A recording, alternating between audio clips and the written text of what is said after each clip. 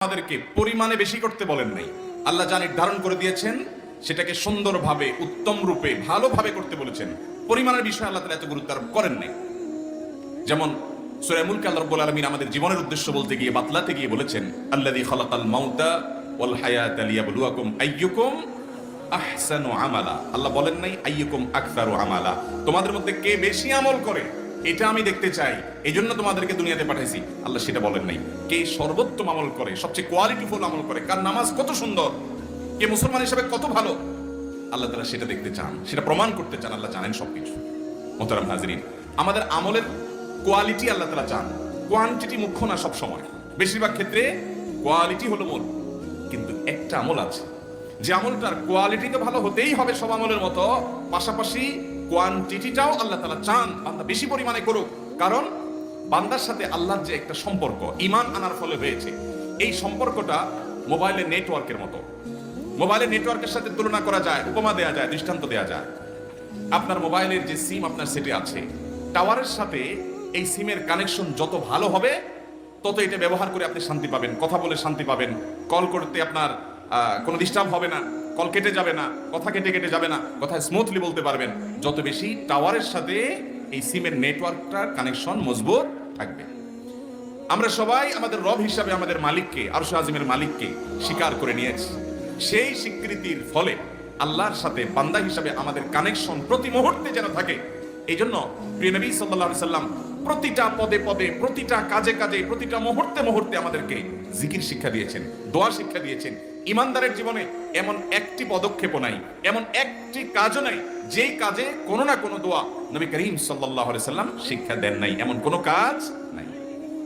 মুহতারাম হাজরিন, এভাবে যদি শুধুমাত্র নবী করিম সাল্লাল্লাহু আলাইহি সাল্লামের জিকির এবং দোয়ার কি রুটিন ছিল, কিভাবে তিনি প্রতিটা পদে পদে কোন কোন দোয়া জিকির করতেন, ঘন্টাকে ঘন্টা বলে শেষ করা যাবে না। এত পরিমাণ দোয়া জিকির করতেন। এর কয়টা আমরা প্রতিনিয়ত সারাদিন 24 ঘন্টা সবাই নিয়মিত আমল করি, হিসেব করলে খুব বেশি একটা পাওয়া যাবে আমাদের জীবনে? আহা, অথচ আমরা নিজেদেরকে মুসলমান দাবি করছি। অতএব ওই যে আমার আগের করা চুক্তি অনুযায়ী কাল থেকে ইনশাআল্লাহ কিছু কিছু দোয়া, কিছু কিছু জিকির আমরা অন্তত পাঠ করা সুন্নাহ অনুযায়ী, হাদিসের বর্ণনা অনুযায়ী শুরু করবো তো ইনশাআল্লাহ।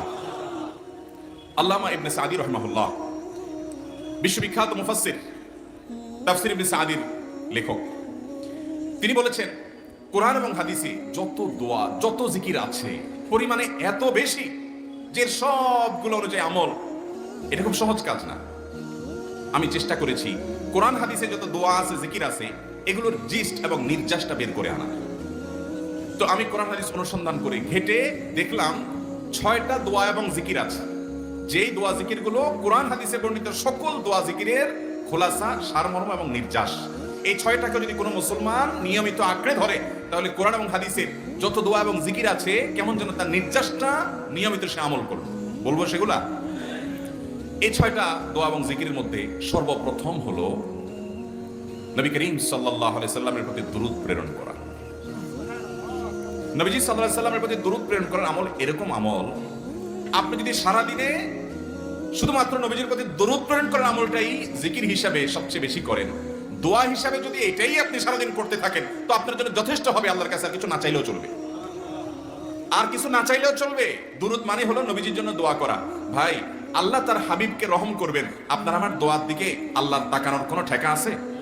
নবীজিকে আমাদের দোয়ার কোনো মুখাপেক্ষী?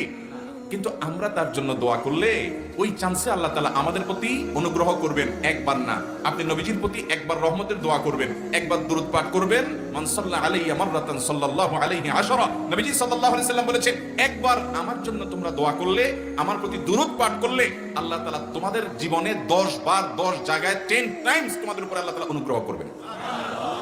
আপনি টেরও পাবেন না কত জায়গায় আল্লাহ অনুগ্রহ করেছেন। আল্লাহ বাঁচাই দিয়েছেন, একটুর জন্য শেষ হয়ে যান নাই। ওই যে দুরূদ পড়ছেন, আল্লাহ তাআলা রক্ষা করছে, আপনি খবরও নাই। আল্লাহ তাআলা আপনার প্রতি বিশাল একটা দান করছে, আপনি লক্ষ্য করেন নাই। ওই যে দুরূদ পড়ছেন একবার, 10 বার রহমত হবে। এভাবে যত দুরূদ পড়বে সে তত রহমত এবং অনুগ্রহ পাবে। এক সাহাবী বলেছেন, ইয়া রাসূলুল্লাহ, আমি আমার দোয়ার কত অংশ আপনার জন্য রিজার্ভ রাখবো? আমি তো আল্লাহর কাছে অনেক কিছু চাইবো, অনেক কিছু নিবেদন করব, আপনার জন্য যেন আল্লাহ রহমত নাজিল করে, এটাই হলো দুরূদ। এই দুরূদটা আমি কি পরিমাণ রাখবো? 4 ভাগের 1 ভাগ, 3 ভাগের 1 ভাগ, অর্ধেক? এরপরে সাহাবী বলছেন, আসলে যদি সবগুলোই করি, উনি এক একটা পার্সেন্টেজ বলছেন, আর নবী করিম সাল্লাল্লাহু আলাইহি সাল্লাম বলছেন যে, তাকে বোঝাচ্ছেন যে আরো বেশি করতে পারলে ভালো হয়।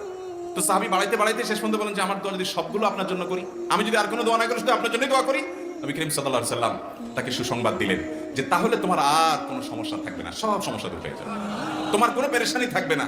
ভাইরা আমার, দুরুদের আমল এমন একটা আমল যে আপনার জীবনে কোনো বিপদ, কোনো মুসিবত, কোনো পেরেশানি, কোনো সমস্যা দেখা দিয়েছে, আপনি যদি দুরুদ পড়তে থাকেন, কোনো কিছু মনে আসছে না, অনেক সময় ছাত্র জিজ্ঞেস করে, ভাই পরীক্ষার হলে পড়া ভুলে গেছি কি করবো, আমি দুরুদ পড়া শুরু করেন। আরবদেরকে দেখা যায় কোনো কিছু ভুলে গেলে তারা বলে আল্লাহুম্মা সাল্লি আলা মুহাম্মদ, আল্লাহুম্মা সাল্লি আলা মুহাম্মদ, এটা শুরু করে তারা। কারণ নবী করিম সাল্লাল্লাহু আলাইহি সাল্লাম এর হাদিস থেকে স্পষ্টভাবে, একটি নয় বহু হাদিস থেকে প্রমাণিত, যে ব্যক্তি দুরুদটা নিয়মিত পাঠ করবে, সালাত আলা নবীটাকে যে ব্যক্তি আঁকড়ে ধরবে, সব সময় তার মুখ থেকে সালাত সালাত সালাম চলতে থাকে, এই ব্যক্তির সকল গুনাহ আল্লাহ মাফ করে দিবেন, সকল পেরেশানি আল্লাহ তাআলা মুক্ত করে দিবেন। ভাইরা আমার, দুরুদের আমলটা এত গুরুত্বপূর্ণ আমল, এটা আমরা করি এখন। অনেকে আছেন যে আনুষ্ঠানিকতা যখন থাকে দুরুদের, মিলাদের, তখন একটু সালাত আলা নবী যেভাবে করেন করেন, আর বাকি অনেকে আছেন যেগুলো করারও কোনো খোঁজ খবর নাই। দুরুদ বেশি বেশি করে পাঠ করবো তো ইনশাআল্লাহ। সবচেয়ে শ্রেষ্ঠ দুরুদ, সবচেয়ে উত্তম দুরুদ হলো দুরুদ ইব্রাহিম, যেটা নামাজে পড়েন, আর সবচেয়ে সংক্ষিপ্ত দুরুদ হলো সাল্লাল্লাহু আলাইহি ওয়াসাল্লাম। এছাড়া নবীজির প্রতি দোয়ামূলক যে কোনো দুরুদি আল্লাহর কাছে গ্রহণযোগ্য হতে পারে, যদি দুরুদের অর্থের মধ্যে, কথামালার মধ্যে খারাপ কিছু না থাকে। দুরুদের নামে অনেকগুলো দুরুদ প্রচলিত আছে বিভিন্ন বই পুস্তকে, অমুক দুরুদ পড়লে অমুক এত নেকি হয়, বা অমুক দুরুদ পড়লে এতবার পড়লে ওই বিপদ দূর হয়। এগুলো কোনো হাদিস নির্দেশিত না, এগুলো হয়তো কারো তাজরিবা বা অভিজ্ঞতা নির্ভর, কিন্তু হাদিস নির্দেশিত দুরুদ হলো দুরুদ ইব্রাহিম, আর সবচেয়ে সংক্ষিপ্ত দুরুদ হলো সাল্লাল্লাহু আলাইহি সাল্লাম। অর্থের ভিতরে যদি খারাপ কিছু, শিরকের কিছু না থাকে, নবীকে আবার আল্লাহর পর্যায়ে পৌঁছানোর মতো গোমরাহি যদি না থাকে দুরুদের অর্থের মধ্যে, তাহলে যে কোনো দুরুদই আপনি আল্লাহর কাছে পেশ করতে পারেন। তাহলে 6টা দোয়া হলো কোরআন হাদিসের শত শত সহস্র দোয়ার নির্যাস এবং খোলাসা। তার 1 নম্বর হলো দুরুদের আমল। করবো না বেশি বেশি ইনশাআল্লাহ। আমার জীবনে বহুবার এমন হয়েছে, বহুবার এমন এমন বিপদ যে দেয়ালে পিঠ ঠেকে গেছে, এখান থেকে উদ্ধারের কোনো পথ আর চোখের সামনে দেখা যাচ্ছে না। আমি এই আমলটি, এর পাশাপাশি ইস্তেগফারের আমল, যেটা 2 নম্বরে বলবো আমি, এই দুটি আমল কন্টিনিউয়াসলি করে গেছি, হরদম প্রতি নিঃশ্বাসে নিঃশ্বাসে, বাস টয়লেটের টাইম বাদে বাকি ফুল টাইম এটা দুরুদ এবং ইস্তেগফার অব্যাহত রাখছে। আল্লাহ তাআলা এমন ভাবে অলৌকিক ভাবে উদ্ধার করেছেন যে আমার কল্পনায়ও আসে না যে এখান থেকে এভাবে হেল্প হতে পারে। ভাইরা আমার অভিজ্ঞতার 2 পয়সার কোনো মূল্য নাই। আমার অভিজ্ঞতা কি আসলো না আসলো, এটাতে কিছু আসা যায় নাই। রহমাতুল লিল আলামিন, আল্লাহর রাসূল, আল্লাহর নবী ওয়াদা করেছেন যে আপনার পেরেশানি দূর হবেই হবে ইনশাআল্লাহ। অতএব দুরুদের আমল বেশি বেশি করবো না ইনশাআল্লাহ। নাম্বার 2, ইস্তেগফার। ইস্তেগফার ইস্তেগফার এটাও বেশি বেশি করতে হবে, দুরুদও বেশি বেশি করতে হবে। দুরুদের ব্যাপারে নবী করিম সাল্লাল্লাহু আলাইহি ওয়াসাল্লাম এক হাদিসে বলেছেন, আকফিরু আলাইয়া মিনাস সালাতি মিন ইয়াউমিল জুমআতি ওয়া লাইলাতিল জুমআহ, জুমার রাতে আর জুমার দিনে, অর্থাৎ বৃহস্পতিবার দিবাগত রাত আর জুমার দিন শুক্রবার, এই সময়গুলোতে তোমরা